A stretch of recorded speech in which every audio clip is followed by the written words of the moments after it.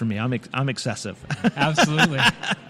Well, the art is awesome. Tell everyone where to find. Where's your Facebook? Where's your Instagram? Where's your website? It's all my name. My personal website is Peter Dervin, DERVIN .com. So peterdervin.com. On Facebook, it's Peter Dervin Photography. On Instagram, it's Peter Dervin Photography, and on Twitter, it's Peter Dervin Pics. Awesome. So everything with the @ symbol in front of it. So, yeah. Cool. So I'm on all the social stuff, and I post things there, and I tie things back to my personal page. Still not sure. Sometimes with Facebook, especially what's going on in the news today about all this stuff, I'm very limited as to posting tons of pictures on. I mean, I post onesies and twosies, but I don't do a lot of full galleries. I tend to drive, the link over to my personal page. Absolutely. So it's the wise thing to do, and it's challenging. It's still the biggest challenge for all of us as photographers that do this stuff and with concert stuff is in most cases for big bands that we're signing a release about how the image is used and what publication it can go in and stuff, but the other thing is the internet is the wild west, and you just never know when an image is going to show up someplace. And I mean, I went and photographed U2 at CenturyLink for a publication, and just 2 weeks ago, one of my pictures shows up in a trade publication with no credit, with no credit and no payment and no editing out my watermark, and it's like, really? Yeah. So it's become this because I mean there are a lot of photographers out there. I mean, Seattle, the Northwest has a very large community of very talented photographers. Yeah. And we're all out there, and we're all passionate, and we're all enjoying what we're doing. And there's a lot of stellar work out there. And we all have the same challenges. Some folks are getting paid for their stuff because they've built their business, and other people are having the same problems that I have where, the next thing you know, some band has grabbed your photo and has done something with it. And for the most part, all of us want to do is have the interaction and the relationship and to create a positive environment for everybody. Yeah. Not just, not the entitlement of, we let you take our picture so we can have your photo. And it's like all of us work hard to at our art and our craft to have it be meaningful. But it's, you kind of want to have the mutual respect of one another with the scope of the work. So absolutely. So yeah, it's a ride, that's for sure. Perfect. Well, I'd love to do a longer episode and dive deep into it, but I'm keeping these at all kind of like these snippets to make it a festival podcast. Well, good. Awesome. I appreciate you coming. Well, down. sure. Thanks a lot. And I love your work. Well, thanks. I appreciate it. Thanks so much. Very much. All right. Thanks. Hey, this section is brought to you by the Stilly Diner. Stilly Diner is over at 223 North Olympic Avenue in Arlington, Washington. Their phone number is 360-403-8486. They are open 6 a.m. to 3 p.m. every day. Get your breakfast, get your lunch there. Fantastic. My next menu explorations off of listener recommendations are the fish and chips. I'm a huge fan of fish and chips. And the BLT plus avocado. A hit on its own, but with the Stilly Diner's bacon, forget about it. Man, I hope your mouth is as watering as mine is right now, because I love the Stilly Diner. Go check them out, and make sure you tell them that Good Talk Josh sent you. I'm sure they appreciate the quick thumbs up, and they've been supporting me since day one, so I want to give my love and support to them as well. Also, Thrios Media.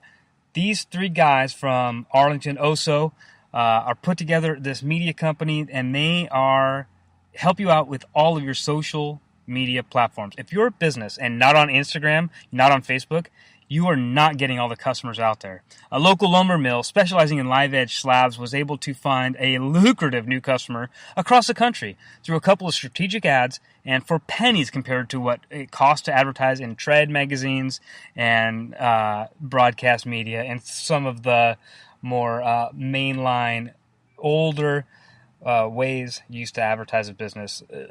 These guys can extremely help with all of your business needs in that aspect. So get a hold of them at thriosmedia.com, THRIOS media.com, and at Thrios Media on all social media platforms.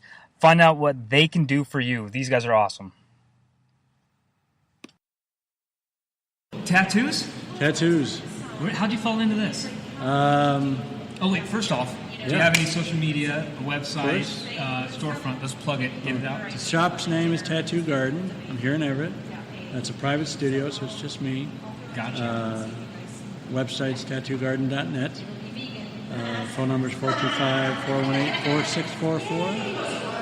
Facebook is Tattoo Garden. Instagram's Tattoo Garden. Keeping it simple. It's pretty simple. I like pretty it. easy to find. So, okay, now tell me your story. How did you get into tattoos? Let's see, 94. I moved to Tucson, Arizona from Ohio, and with the intention of making jewelry, learning how to make jewelry. Yeah. And is that a trade school down there, or is no? Just a good environment for it. It's okay. well known as to do that. But I also started seeing tattoos that were not stupid, which is all I had seen in Ohio. So I was never impressed with tattoos at all. Ohio is the capital of stupid tattoos? I don't know capital, but it's definitely up there. I think, Yeah. But very mind-opening experience when you're, early 20s and moving to out a new place and seeing new things. And so I started experimenting, or just not experimenting, exploring the ideas of looking around, getting to tattoos, and had a sketchbook with me wherever I went, always. So kind of naturally led into discussions of, you can draw, or, you ever thought about doing that kind of, you should meet this guy or this person. Eventually it ended up, I had an offer for an apprenticeship, and I said, okay, well, I'm going to get tattooed, and then to consider whether I want to do that to other people. Yeah. Naturally, as it became a real thing, and I committed to just the concept of making a living doing artwork was, oh wow, that's exactly what I've been looking for. So just definitely jumped on it for that reason. But that was 23 years ago, and it's been kind of a fun ride, and it's still learning every day. And Was your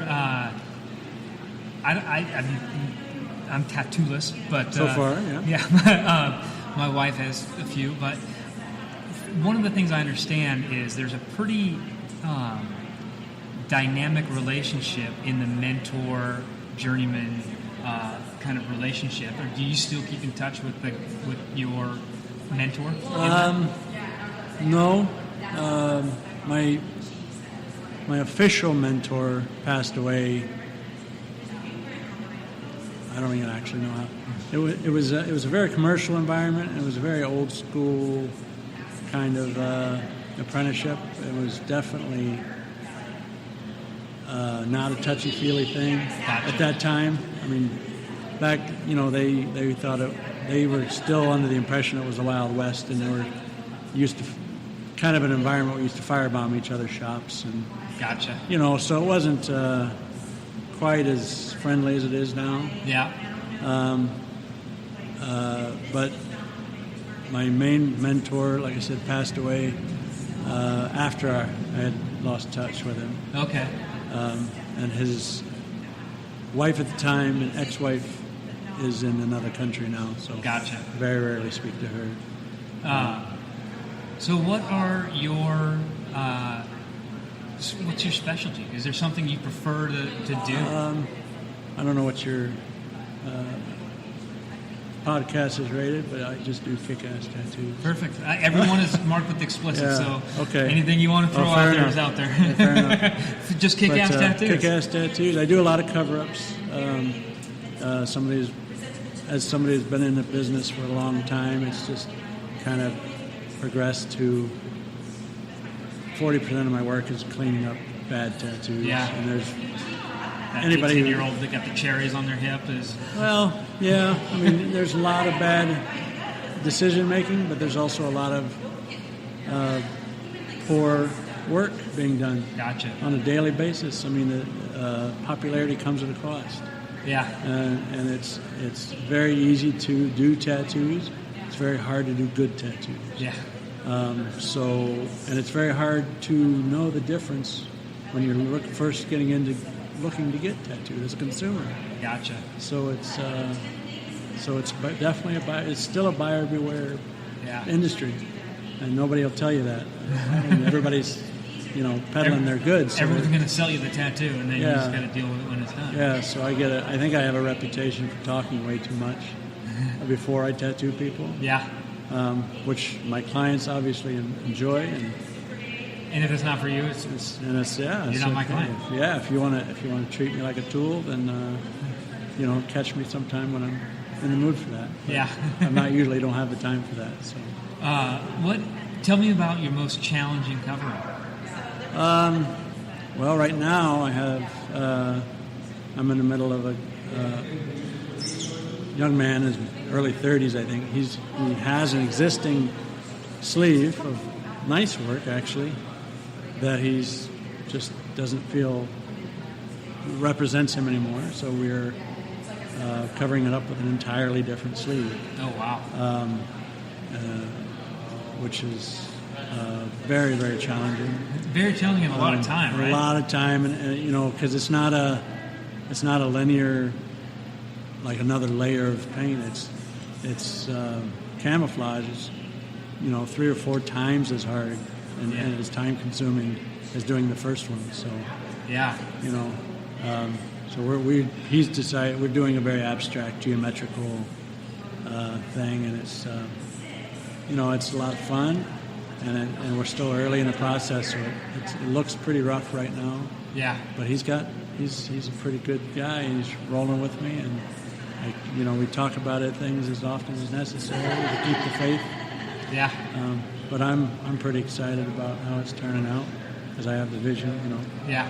And he trusts me. So. Is there a typical, or I want to say like a stereotypical customer comes in saying, I want this, this, and this, and is there a time when you just say, no, I'm just not going to got to turn that business down? To be honest, it's hard for me to say no because I like to challenge myself. Okay. And part of what I like to do is challenge myself to make somebody happy. Gotcha. Now, if somebody comes in, I've had people come in with expectations that have known nothing about what I do, and they treat me like they think, they've already decided how they're going to treat me or what they're going to get or what they're, and they're just not open to any kind of discussion or conversation. Yeah. That never goes well for me. Yeah. Maybe sometimes for other people it does, but for me, I'm just like, well, if you don't want to talk, then if you don't want to, we can't discuss explore what you want, then I can't exceed your expectations. The only thing I can do is disappoint you by doing what you think is the best, and that's going to lead to your disappointment. So most of them I think most of the people that I've run into leave thinking that I'm I don't even know the word, just not talking down to them. Gotcha. When I'm trying to communicate on an equal level. Yeah. Some people don't like that, I guess. Yeah. So, particularly if they're a black and white, this is how I want it. Well, it's people who they usually say, well, I've talked to a lot of tattoo artists and none of them want to work with me, and so they come to me with this exact same thing, and I'm just like, well, now I know why they don't want to work with me. And then that just pisses them off. They don't want to hear that. Yeah. It's like, maybe it's not them, all of them, But very rarely happens. Is there a particular subject matter that you like doing more than others? I like mandalas, which are kind of intricate radial designs, kind of abstract patterns.